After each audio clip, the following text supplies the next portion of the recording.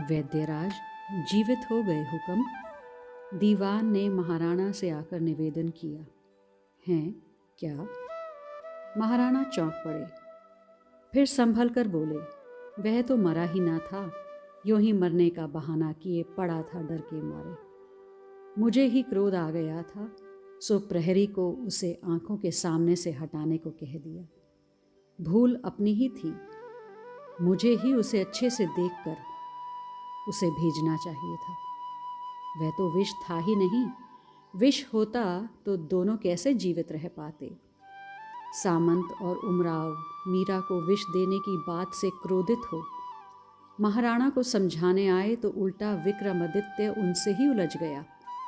वह विष था ही नहीं, वो तो मैंने किसी कारणवश वैद्य जी को डांटा तो वह भय के मारे अचेत हो गए।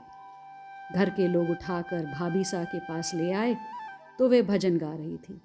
भजन पूरा हो गया तब तक वैद्य जी की चेतना लौट आई। बाहर यह बात फैल गई कि मैंने वैद्य जी को मार डाला और भाभी सा ने उनको जीवित कर दिया।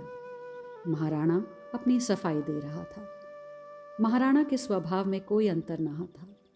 उनको तो यह लग रहा था कि मानो वह एक स्त्री से हार रहे हों, जैसे उनका सम्मान दाव पर लगा हो, और आनन फानन में अपने बात को रखने के लिए, अपने सम्मान के लिए कुछ भी कह रहे थे।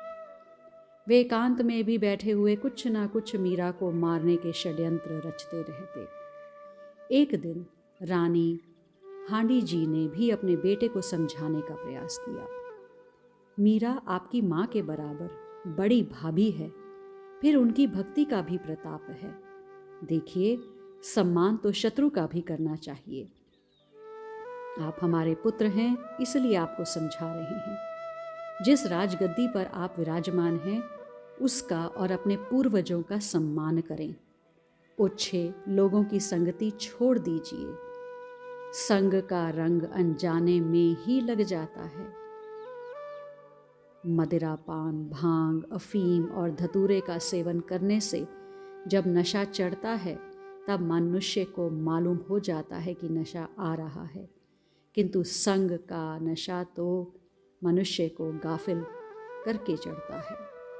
इसलिए बेटा, हमारे यहाँ तो कहावत है कि काले के साथ सफ़ेद को बांधें, वह रंग चाहे न ले पर लक्षण तो लेगा ही। आप सामंतों की सलाह से राज्य का ध्यान दीजिए, राज्य को उन्हीं की सलाह से चलाइए। आप मीरा को नज़रअंदाज कीजिए, मानो वह जगत में है ही नहीं। अपना सारा ध्यान राज कार्य में लगाइए।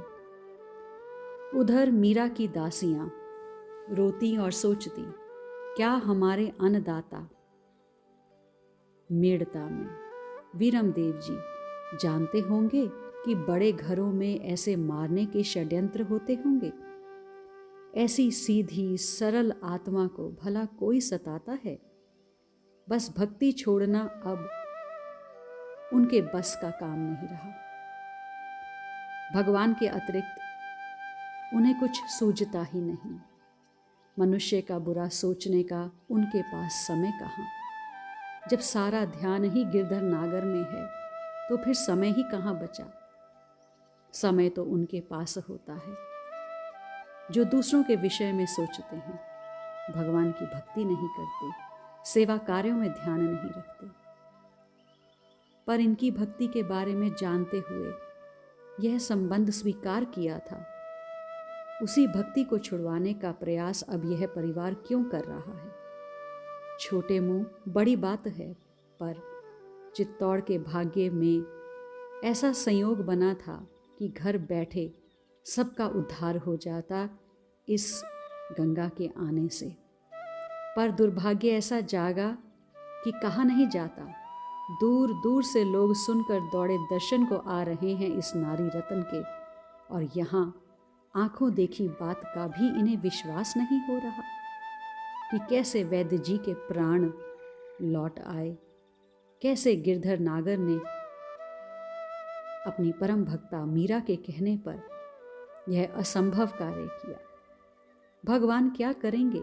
सो तो भगवान ही जाने, किंतु इतिहास कभी इन्हें क्षमा नहीं करेगा, जैसा बर्ताव इन्होंने मीरा जैसी भक्तिमती के साथ किया।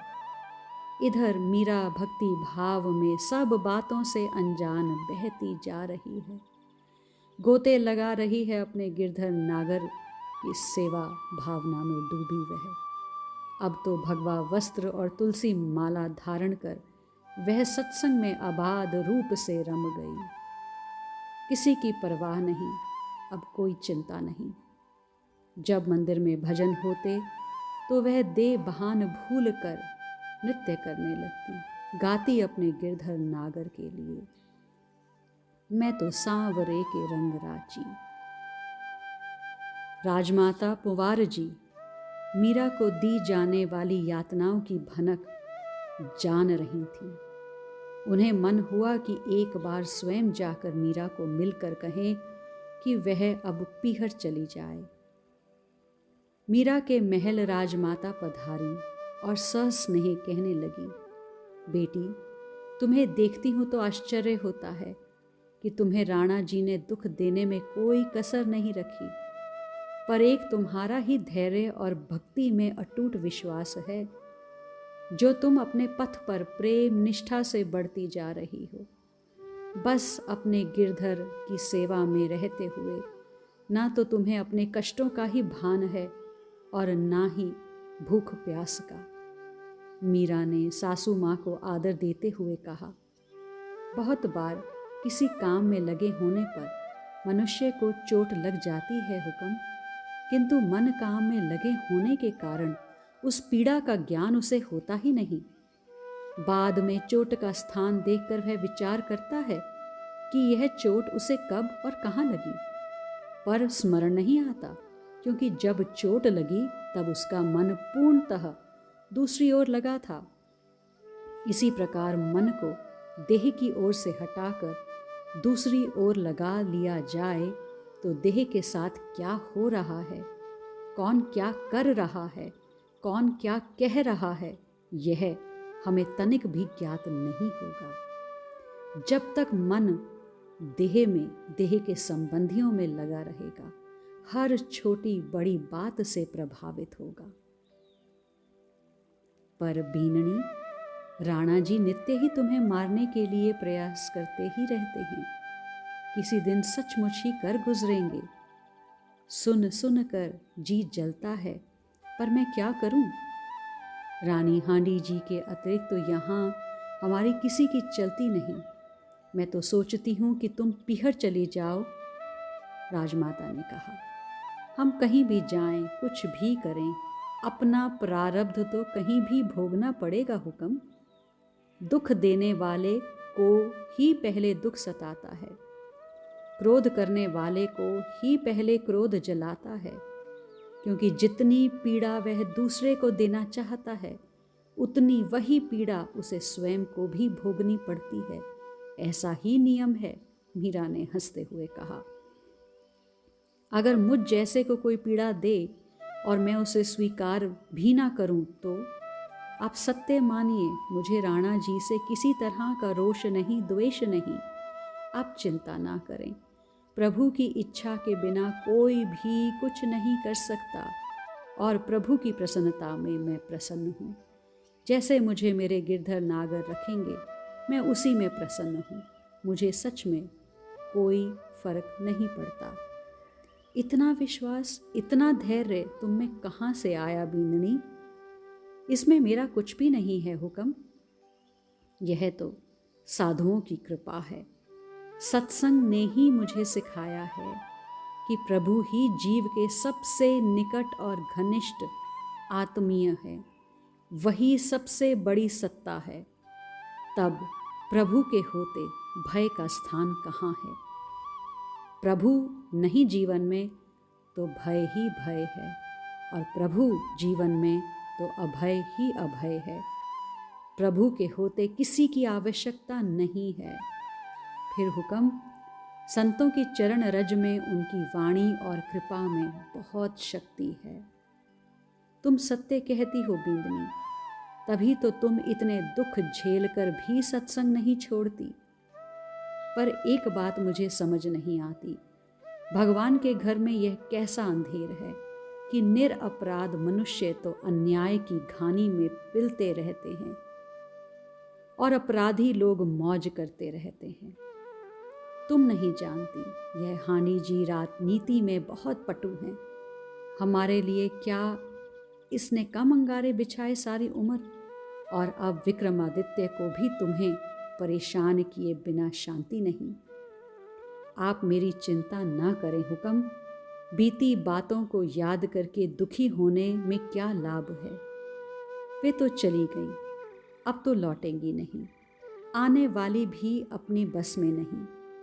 फिर उन्होंने सोचकर कहा कि जब हमारे हाथ में ही कुछ नहीं है तो क्यों चिंतित होना। जो समय आएगा उसे तब देखेंगे, अभी जो समय है उसका ही उचित ढंग से उपयोग करें। दूसरों के दोष से हमें क्या, उनका घड़ा भरेगा तो फूटेगा भी। न्याय किसी का सगा नहीं है हुक्म। भगवान सबके साक्षी हैं, सबको अपने कर्मों का फल मिलता ही मिलता है। समय पाकर ही कर्मों की खेती फल देती है। अपने दुख अपने ही कर्मों के फल हैं। सुख दुख कोई वस्तु नहीं जो हमें कोई दे सके। सभी अपनी ही कमाई खाते हैं, दूसरे तो केवल निमित्त बनते हैं। मीरा ने सासू माँ के आंसू पोंछ उन्हें ज्ञान की बातें समझाकर सस्नेह विदा किया। आज के लिए इतना ही, शेष आगे।